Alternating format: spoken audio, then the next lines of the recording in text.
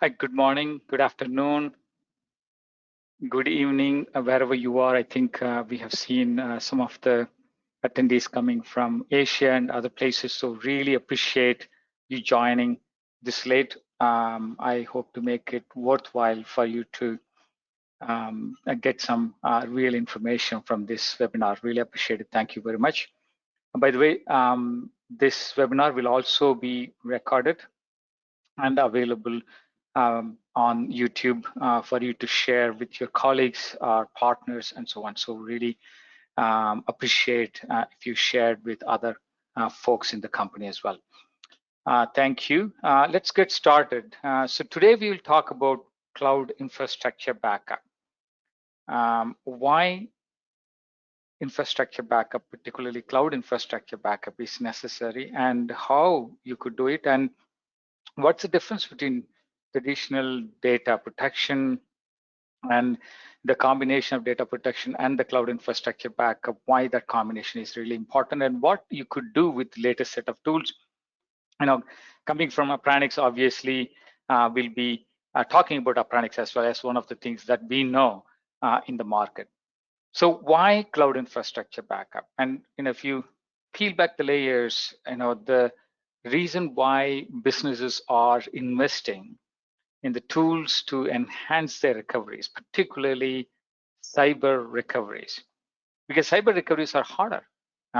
You need to have not only a backup capabilities, meaning that you need to have the capability to go back in time to recover your data, and also need to have an ability to go back in time and recover in some other place, some other region, some other data center, because your entire data center might have gone down, or regions might have gone down, or even the account, the cloud account might have been taken over, right? If that is the case, then how do you really recover in some other region and have the ability to go back and recover as well? That's why we frequently talk about rebuilds of the application environment as opposed to just recoveries, because recoveries are associated with data restores, and maybe recovery of a virtual machine or recovery of a few virtual machines or hundreds of virtual machines. Again,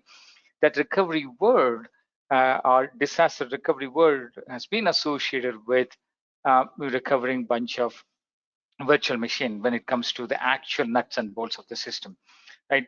But if you think about overall effect of these cyber recoveries, the time it takes to recover, again, the numbers change depending on what kind of publication you look at. I see some numbers like 200 days to completely recover your business, if you could recover at all. And the amount on an average, again, here shows the amount that is spent by US corporations after an attack, particularly after a ransomware attack. And we are going to talk about related to the cloud. So I will mention cloud and cloud workloads, cloud environments much more in this webinar. So in general, if you think about it, what really gets people going is that the number of days it takes to recover application environment, the IT environment in general, and then help the business to actually recover from those kind of attacks. That's why it's very critical to look at not just the data protection. So a primer on data protection, everyone knows this, I'm sure. Everyone knows about backup. Just to rephrase it, in the cloud world, typically what you do is that you install a backup manager and you back up a file system, documents within the file system or from some other location, the documents, perhaps the virtual machine. But in general, backup really means that those EBS volumes are the volumes associated with virtual machines, right? And that could be volumes that are part of the volume manager that may be attached to a database. In that case, you capture those volumes in sync, right? So that your database consistency is intact under a file system. Or you could go to the database itself and capture anything and everything related to the database, including the logs and everything, right? So that's data protection, right? You back up the data, the 3-to-1 concept of 3 different copies, 2 different mediums, right? And that applies in a typical data protection mechanism. That is well understood by everyone, I hope everyone, and the ability to really, produce that second medium in this particular case nowadays is cloud bucket storage, right? So there is always a backup manager that is involved in terms of either adding an agent in these virtual machines or the file systems or NFS systems and so on, so that you can understand the difference between what you backed up yesterday and today, right? You can hope to have that incremental backup, which means the amount of data that is going to the backup manager, wherever that is storing the backup copies in the buckets and so on. So that's the cloud data management, or ability to back up your data onto the cloud as a second medium, and perhaps recover. Sometimes what happens is that this backup manager gets installed in the same region, because that's typically, even if you migrated your applications over to the cloud, you typically end up in one of the zones of one of the regions of a cloud provider, right? I mean, the zones themselves is miles long data centers, and the the typical migration plan would involve just lifting and shifting all the virtual machines over to another hypervisor hosted on the cloud. That's typically the mechanism. Then when you also move the data protection manager over to the cloud, you typically install within the same account, maybe a central account protecting multiple cloud accounts or cloud subscriptions and so on. So that's the typical arrangement with respect to data protection. And you want to make sure that with respect to protecting the backup manager itself, you enable all kinds of MFAs. Hopefully, people enable multi-factor authentication to log into the backup manager to protect the data, so that attackers do not really steal that access and control you from accessing the backup copies after an attack and so on. So that's typically the mechanism where you recover from those backup managers hosted on the cloud, and all the egress data exit cost will also be involved, and that's a typical mechanism. Or sometimes if you want protection away from that region, let's say in this particular case in Northern Virginia of Amazon, to another region, so you typically install another backup manager that replicates between 2 backup managers. Again, all that backup manager is doing is it's copying the data to another location to give you more protection. And then you could do the same thing in terms of restoring, right?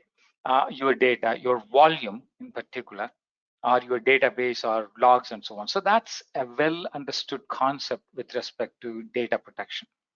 But what we are talking here is that an overall cloud resilience, and that means that going beyond the traditional backup and replication, installing agents and all of that is important. And putting a backup system is important, because without backup, how do you really go back in time? For cyber recoveries, the only way to at least to get your business back is to get your data back. That's crucial. So data backup is key. But what we are highlighting here is an application environment. The application environment nowadays, when you go to the cloud or create an application on the cloud, really looks like this is one of the examples. This is an output of a cloud provider system enabled by us, produced by us. But if you think about it, these are all the virtual machines. And these virtual machines are hosted in one particular zone. This is just one zone in the eastern region of a cloud provider. And this is another zone. And these 2 zones are typically 70 to 80 miles apart.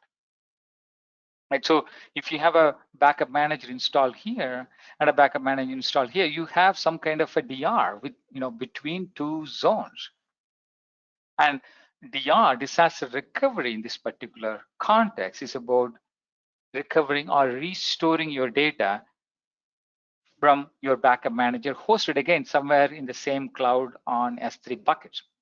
Right? Again, you're talking about the same cloud, same infrastructure. If you hosted your backup manager, that's where it will end up. And you restore onto a particular zone or to another zone.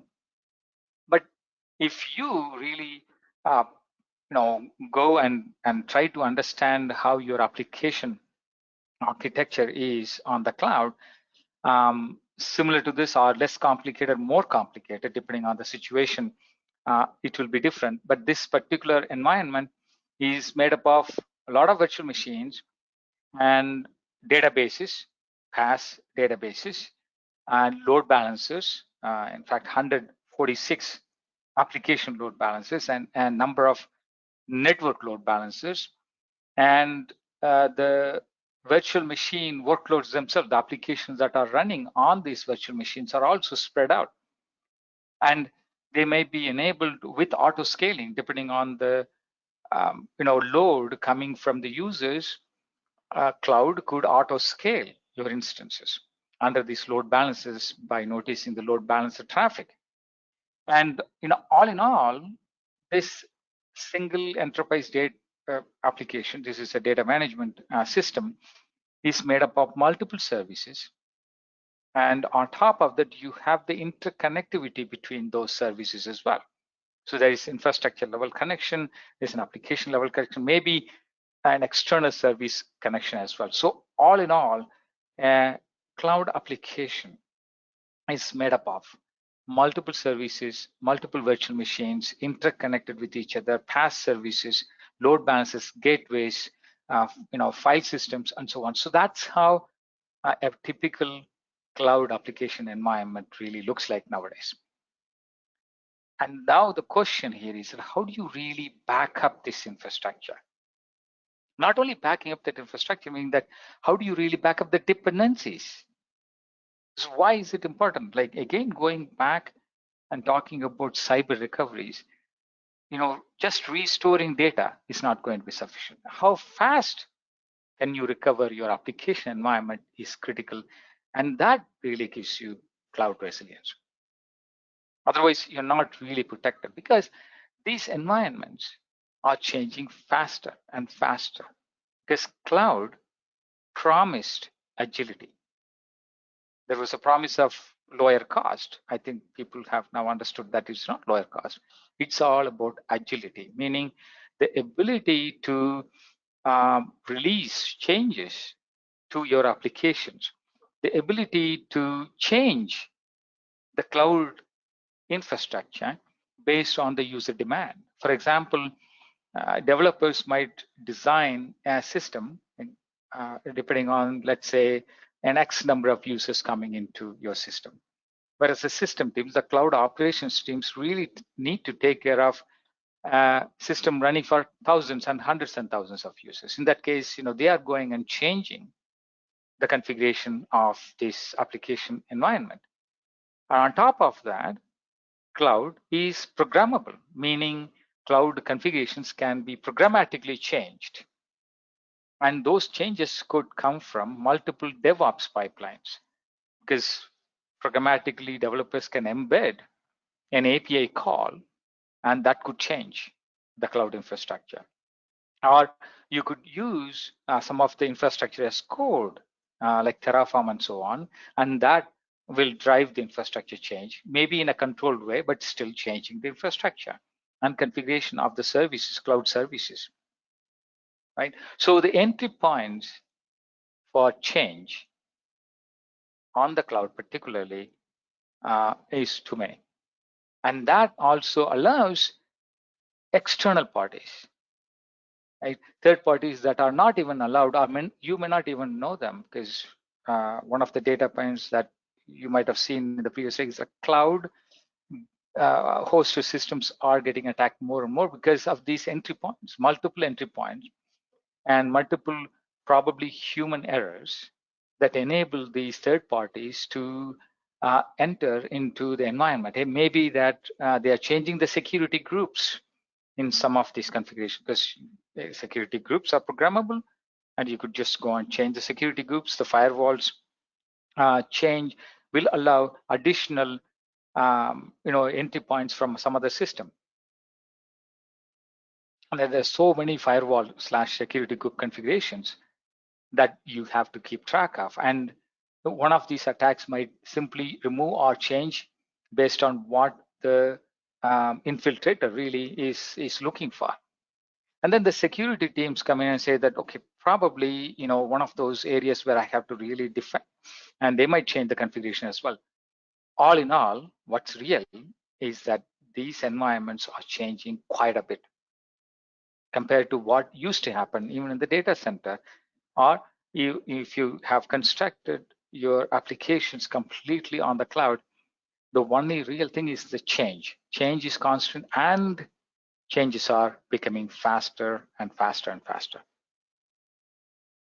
And if that is the case, how do you really recover these environments? Recovering data is very key, but on top of that, you have to know how to recover your environment. Cloud, on top of that, gives you unbelievable type of capabilities. You don't have to really worry about just going from one end of your city to another end of the city. In the US, perhaps they go from one state to another state. That's their disaster recovery scenario. One of our customer protected the entire business that takes all kinds of orders across Asia, located in Singapore, and their DR system is basically on the other side of Singapore city. I mean, city itself is less than 50 miles. And that's the DR that people have gotten used to. Luckily, cloud platforms enable you to really protect your systems. And we see customers, after moving to the cloud, really taking advantage of this capability. One of our customers is protecting data from Singapore all the way to Ireland. So it is possible. You can do it. It is available. Again, data sovereignty could be key. Some customers of ours, they protect from Sydney to Melbourne, right there within the country. Our Japanese customers, they protect within their own country as well. So, data sovereignty could be taken care of. And the good thing is the cloud platforms are increasing the number of zones and number of regions, right? In India, for example, AWS created the next gen region, which costs about $3.6 billion. Enormous amount of money, and they take care of all the carbon emissions, try to be within the carbon neutral area, right? So all of that is really driving the cloud adoption. Is creating and managing a data center with low carbon emission is going to be really, really difficult if governments are pushing for carbon neutral mechanisms in the future. So cloud platforms have already taken care of that. Now you could really take advantage of multi-regional copies and so on. That allows you to really think about resiliency beyond just the data resiliency. Data backup gives you a level of resiliency. Data replication gives you a level of resiliency. That was okay because you had to really create a data center and keep it going just in case. And that is complete waste of money at the time, even though it is an insurance that you really need it for compliance purposes. But on the cloud, you can make use of this entire region on demand, and that is very, very attractive. But that also gives you flexibility. As I mentioned, you can go from one zone to another zone on the fly, or one region to another region on the fly, or you could add multiple zone protection even in the second region. Or if you don't like a region because it is expensive, you could go to another region and perhaps add additional region as additional copies. Why restrict yourself to 3-2-1 data backup? Why not 3-3 3, 4, depending on the resiliency that you are looking for. Yes, it becomes a little more expensive, but when you think about the ability to recover, just in case, depending on the budget availability, you could change. If you don't want it, you can remove a region. That flexibility is now available. On top of that, assuming that your entire account has been taken over, just imagine you lost access to the entire account. Now you can have additional account, a completely different tenant. And then you could do the same thing. You could have additional regions, region specific. You can remove the regions. All of those capabilities are now available because of the hyperscale and globally spread capabilities of the cloud platforms. I know I seem to be selling the cloud platform capabilities, and please bear with me a little bit on that.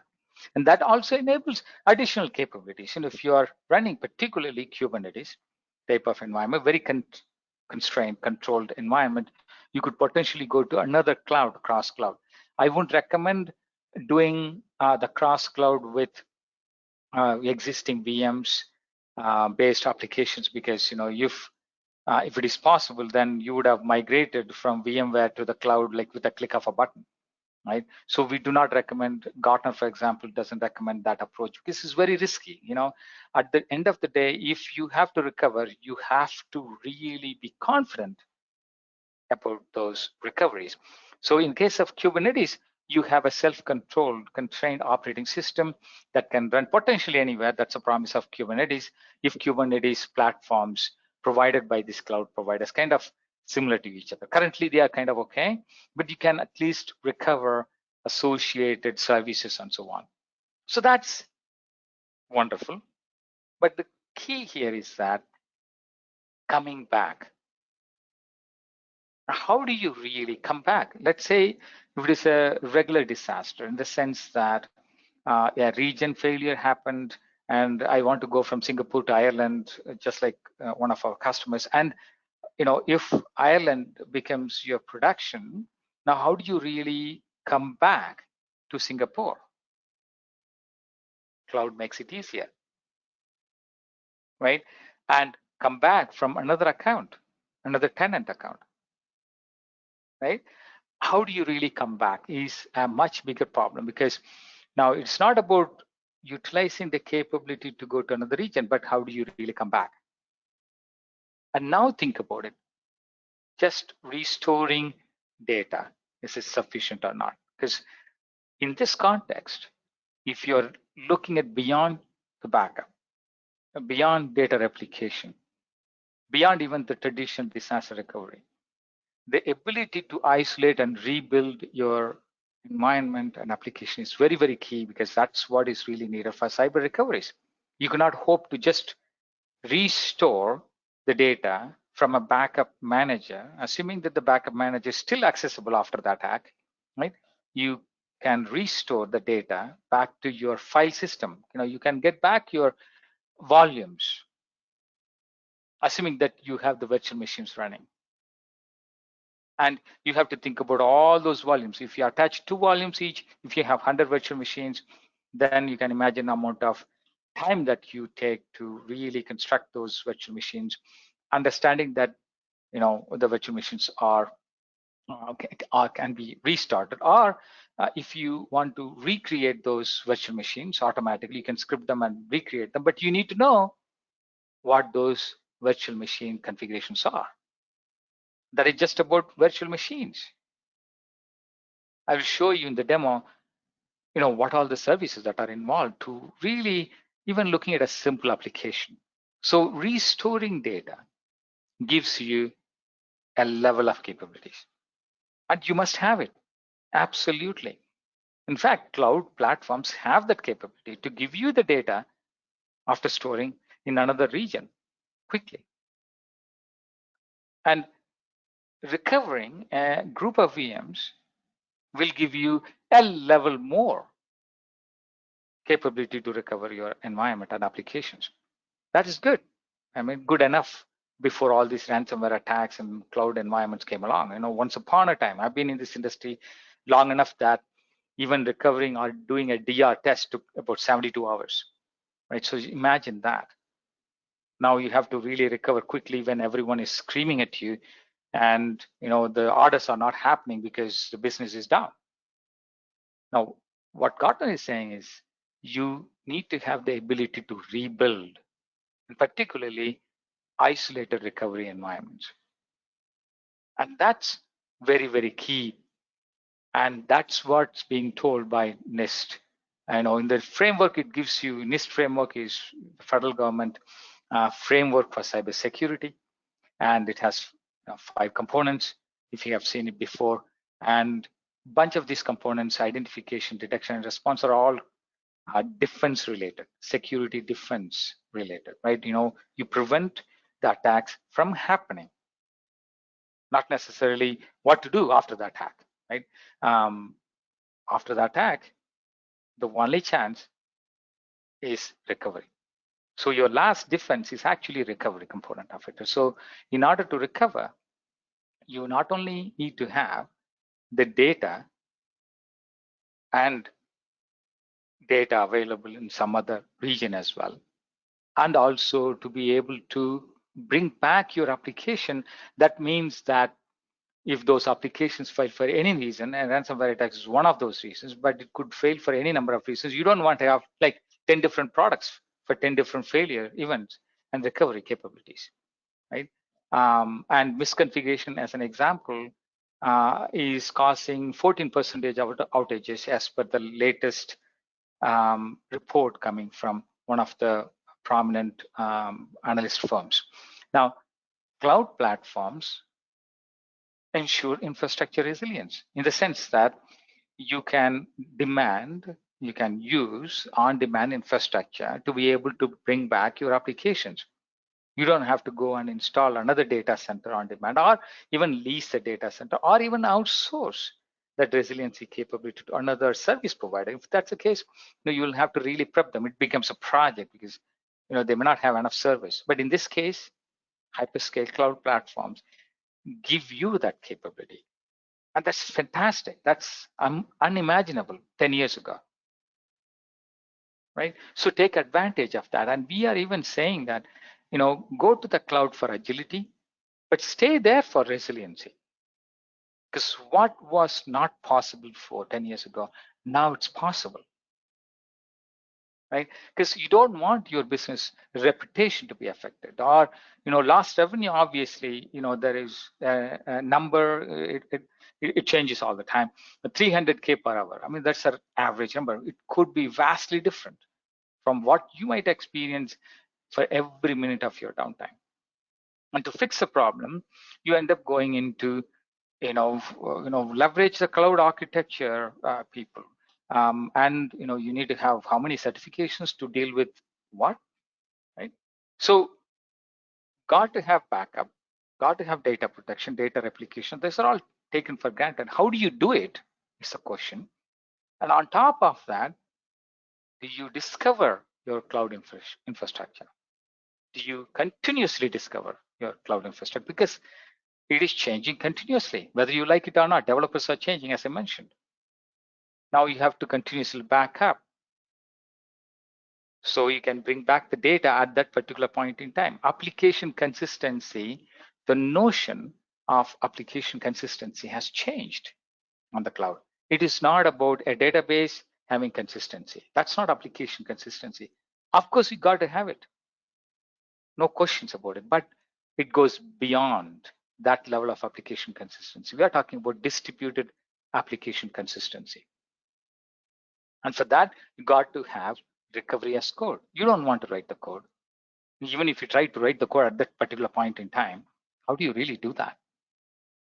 And what if you could leverage some of the tools available, like Appranix? That is one example. So what really Appranix does is, as a tool, I mean, you could look for other tools as well.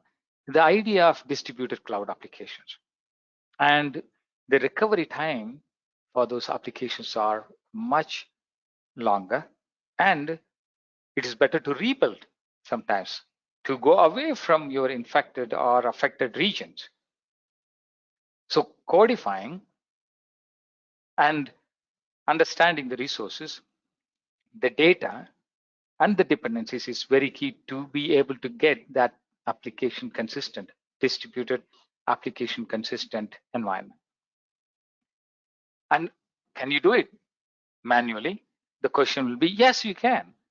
But is it advisable, or is it possible sometimes? And that's where you have to really think about several layers. Not only the VPC, sometimes what happens is that these are different certifications from the cloud provider. If you're sticking with one cloud provider, then you could possibly look for those people in your environment, or you could go and get those certifications, and then you could try. So layers after layers of recoveries is what's really needed. And those layers have changed. So if you asked me 10 years ago, what are the layers? I would say compute, storage, network, and then probably bring in the identity authorization system. That's about it. And that is basically a VM. But nowadays, it's like too many. The types of VMs, the number of VM types have changed. In fact, last year, there were like 60 plus types of VMs introduced by AWS alone, a similar one for Azure and Google and so on. So these services, database services, newer and newer database services are coming out. How do you really bring back your applications? How easy it is to really protect and back up and bring back with the recovery code. That's very, very key. And you could achieve that if you are able to discover these environments and back up all the configurations, back up all the dependencies, which means that a system has to really work continuously and understand the dependencies, understand the configurations, because every one of these dots, unfortunately, I'm not able to zoom into this area. I will show you in real demo how you can see those dots. Every one of these dots are just configuration items. What if you could create a cloud time machine? And that cloud time machine should be created with no agents, because if you start putting the agents, what happens is that if you auto scale, the agents may not even catch up to the central management system. It's impossible. Because by the time you scale, depending on the load, it might even descale. And how do you really understand what's going on between two different timelines? Because there is always a drift. What if you lose a security group, and that was perhaps done by an infiltrated author, a hacker? And how do you really go back in time and get that security group? What was that security group? I'm just talking about perhaps 1/10 of a configuration of one of the environments in one of the accounts, maybe one of the VPCs, right? A customer of ours has like 106 AWS accounts and 3 different VPCs in every one of these accounts. Second, how do you bring the data back at a particular point in time, which means that you got to have the data backup. And perhaps if you are thinking about going to another region to bring back, then you have to really think about the replication of the data in the other region towards another region. And those copies, data copies, should be immutable. Because if you allow the change in some of the backup file systems, now they are putting some immutably in those file systems. Anything with the file system by default is mutable. In order to protect with immutability, you have to completely lock it down like a snapshot. You cannot touch it until you basically create a volume out of it. You cannot touch it. And then on top of that, how do you really manage the replication going to another region, perhaps multiple regions or another account as well? How do you really do it? And then finally, how do you really recover your application environment? The reason to have a cloud infrastructure backup for any backup is recovery. If you cannot recover it, what's the point of a backup, right? It's a very simple statement, but that's how complex this is. If people are testing those recoveries of the data, pretty good job, you guys.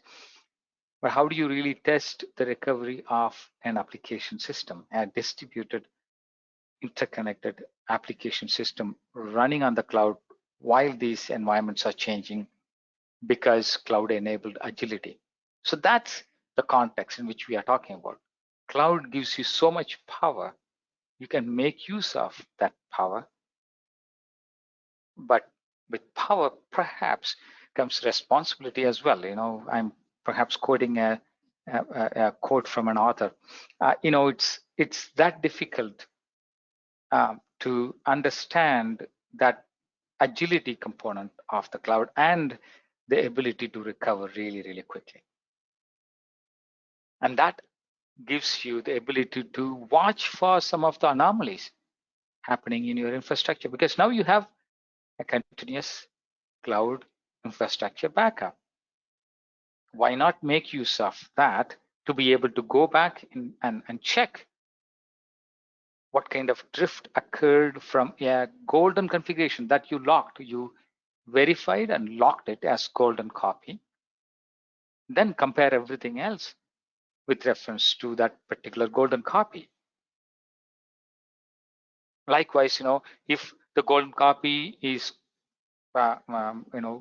supposed to be refreshed or made as current, you can again go and verify the next available copy and make sure that it's clean and make it golden, so it becomes the reference, and then compare everything else with respect to that next golden copy if there is a drift.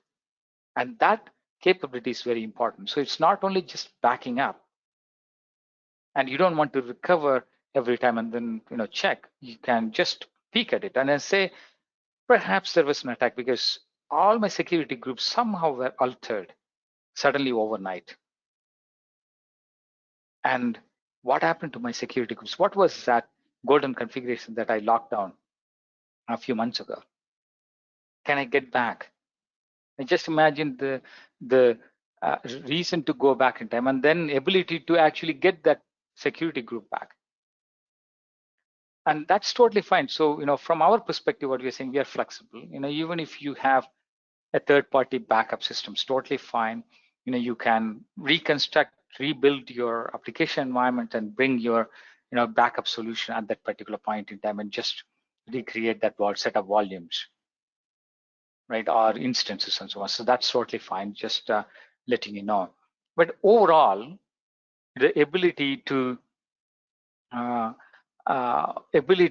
recover your application environment, the ability to go back in time and recover in another region or in another account is such a key thing. And data restoration alone is not sufficient. And you don't want to go and risk yourself doing a manual runbook at the time. It's very, very complex, as you could understand. So that's one of the capabilities. And now, again, the pitch on Appranix, it's not just a platform for your backup and recovery. Cloud native backup and DR is taken for granted. You could use that.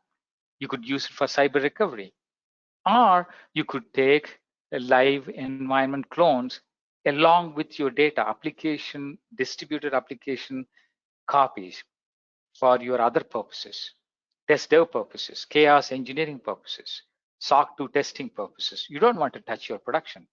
Or even the security testing nowadays involves taking a copy of your environment, run through all kinds of security tools. Because if you have some kind of a security tool working in your production, if a newer type of security tool comes in, now you have to go and change your production, install the agents. No, you want to just run through another environment, not affecting your production, and see if there are really problems in that cloned environment. If so, then you could take an approach of installing that new security vendor. Right? So all those possibilities now possible with this environment. So let me stop here and see if there are any questions before jumping on to a demo itself. Any thoughts? You could type in the corner if you have any questions. Can raise your hand virtually, of course. We could do that too. Otherwise, let's look at a demo. right? Now, if you look at the environment, an environment looks like this, right? Um, on the cloud, this particular application called OpenEMR, it's a very simple application, and that application um, is very important from a hospital perspective. The patients and the modules, and it's critical for a hospital. It's critical for the health of the patients as well as the revenue of the hospital as well. So it's critical, and that is running on one of the regions in Virginia and AWS. So you have, if you look at the environment itself, you have several virtual machines, and a single virtual machine has all kinds of configurations, right? If you look at the security groups, there's so many security groups associated with it, and the storage. There is one volume, and that's what I meant. If you think about it, this is what a typical backup system would back up, right? And in this particular case, there is just one volume, and you could see perhaps several volumes in your environment. And those are all the volumes that will back up. So out of all of that, out of all of these, right, the backup data backup systems back up that volume, right? And now you have to really think about all those instances and all those configurations that are changing. And developers might choose to just use any of these. And then that is just compute. And if you go to the database, a simple database, in this particular case, if you look at the database itself, it's like just one database. And that database has all kinds of configurations. If you look at just the parameter groups of a simple database, there's so many. You just go off and create one, it'll give you so many of these configurations. Because this is a platform as a service offered by a cloud provider, so you can go and modify based on your need. That's why these parameters have been exposed. And that is just one page out of 30 pages of configurations. Now, data is somewhere in the database. Under that database, you have the volumes, and within that volume, you can back up the data. But configurations are a completely different matter. Without these configurations properly protected, backed up somewhere else, perhaps in another cloud, right? Because the region could fail. How do you really bring back in another region of the cloud? How do you really bring back the database? Holding the data off the database is of no use if you don't have the database. Then the load balancers, right? The load balancers give you additional set of headaches. They are really good because you can automatically scale your environment under these load balancers. This is just one of the load balancers. And just think about 140 load balancers here, and they span across multiple zones. Internal load balancer, external load balancers based on the platform level connections, and the network level load balancers. And that is just AWS. And then the VPCs, your basic network infrastructure, the ability to create your own data center within the public hyperscaled cloud platform. And it's just one virtual private cloud. And that cloud, virtual private cloud environment, has so many services. And you will have to really think about what all those configurations. And now you somehow run your application. And that is the type of application I'm talking about. So this is just at this particular point in time, right now. How do you really back up? One way to do, again, Apranic gives you one way to do it. There are ways where people, if they have controlled environment using infrastructure as code, if they wrote the infrastructure as code to begin with, and then if they protected everything using infrastructure as code and be very, very disciplined about changing the infrastructure using the code, that's great. I think far and fewer in that case. I can count number of times I have faced those guys, and that is just for one application environment. And which means that you have to know your cloud infrastructure and your application somewhere in between. You need to have the ability. Even then, you try to back up and redeploy it in another region, it's going to be different because the region is different. The number of zones are different. The instances are different sometimes. Not all the instances are available in other regions. So we have seen that sophisticated installations as well. But all in all, backing up that environment is very, very key. So you could simply discover your cloud infrastructure. Appranix automatically discovers all of that. Appranix doesn't take your data. It only moves the data from one region to another region for backup and replication purposes. You can be very, very flexible in terms of going to another additional regions or remove the region. Those are all automatically taken care of. So the built-in replication management, built-in backup capabilities are already in the system. And we don't go through a backup manager, so there is no conversion. There is no additional lock-in mechanisms available. So that's all great. But we are talking about cloud infrastructure backup here. Right? So the cloud infrastructure backup needs backing up of the configurations, the ability to go back and identify what are the components involved. Because if you discover your environment, that could be hundreds and thousands of resources coming in. Literally, we have seen 50,000 resources in just one cloud of one of the users on AWS, and similar one for Azure, 50,000 resources across multiple accounts. Now, what's your application is made up of? Even partial application, how do you really represent that application? That's where the assembly concept comes in. You can say cloud assembly and, hey, Appranix, go and figure out the dependencies of this particular OpenEMR application, and what are the network connectivity of those components of that application called OpenEMR. This, your environment has hundreds and thousands of resources, like thousands of security groups, load balancers, but your OpenEMR only leaves like 2 load balancers and 4 security groups. Because this particular application alone might experience an outage. And in that case, how do you really rebuild this application? Or you want to just bring back one of the computes. So you have the flexibility, granular level application environment recoveries. For that, you simply put the policies so that you can go back and lock a golden copy a year ago golden copy, or an hour ago golden copy, or a week ago golden copies. And you don't have to do that yourself. Appranix automatically creates that so-called time machine. So if you go in every 15 minutes, you have that environment completely captured and protected. And the data automatically replicates. The duration of data to make a copy here in the same region is 3 minutes and 8 seconds. Again, it varies depending on how fast AWS is, but trust me, it's much, much faster than what you might have experienced in the data center. And going to California, it's all incremental copies. So data backup, data replication is all taken care of,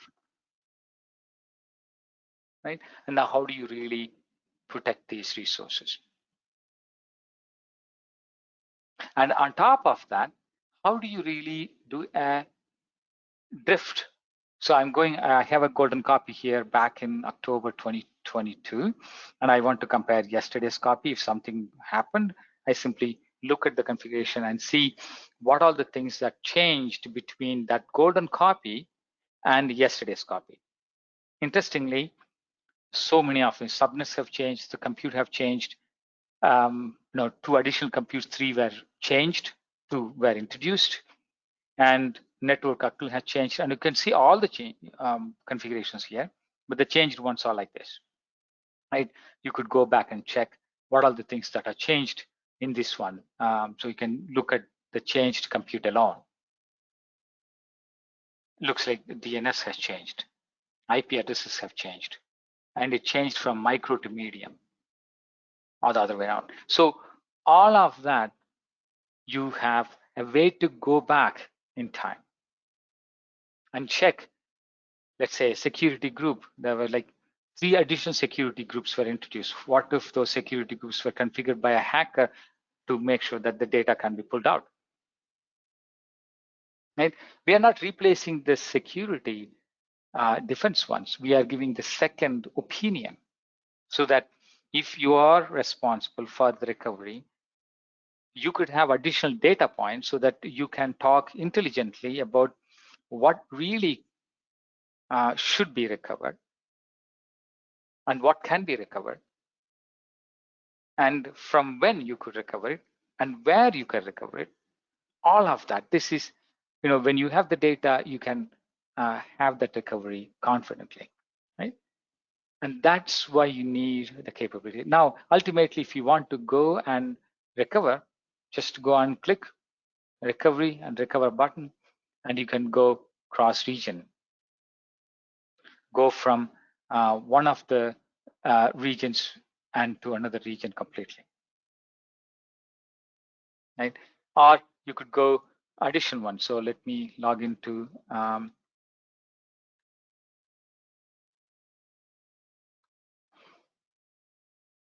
you can go cross tenant. And cross tenant, it gives you the capability to go across the board. So you can go to cloud assemblies here, and you can go to completely different assembly. So cloud connections here, 2 different cloud connection. It's a Anderson is a completely different domain, and that has shared a connection with Pranix one, and that region has, you can go to multiple regions. You could Virginia, East, UST is Ohio, and California, Oregon. This is just AWS. So you can have all kinds of regions. And you go to the cloud assembly here and recover your OpenEMR, and just go in and say, I want to recover cross account. I want to go from my Appranix account to Anavsen DRS Service Cloud and go to Ohio from Virginia. I can do the same thing. Right? Let's do one of those here. Test recovery. You can have entire assembly and specific resources. Now, a typical backup and recovery gives you the data backup. We don't even show that. We take it for granted that you want your virtual machine back with all the associated volumes and everything. So you simply click and bring back your data as well as compute. Why worry about just a compute and the volumes? We don't even show the volumes because we take it for granted that you want all the volumes. And if you want just the volumes recovered, in the recovery, you simply say, exclude your VM. Or you could tag, search for your tags, just recover my web service and look at the resources, and only the web service will be automatically selected. So you could do all kinds of things, and you simply say recover my entire assembly as well, because you want to now isolate that recovery, and you give permission.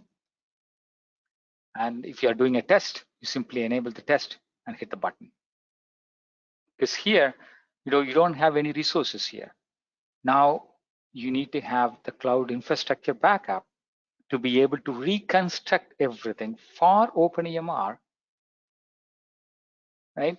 At that particular time, going back in time, and be able to recreate the load balancers, listeners, the target groups, the route table, the security groups, subnet route table association. What are those things? Can you live without that? I mean, what if you didn't do it? If you were doing it manually, of course. All of that need to be reconstructed.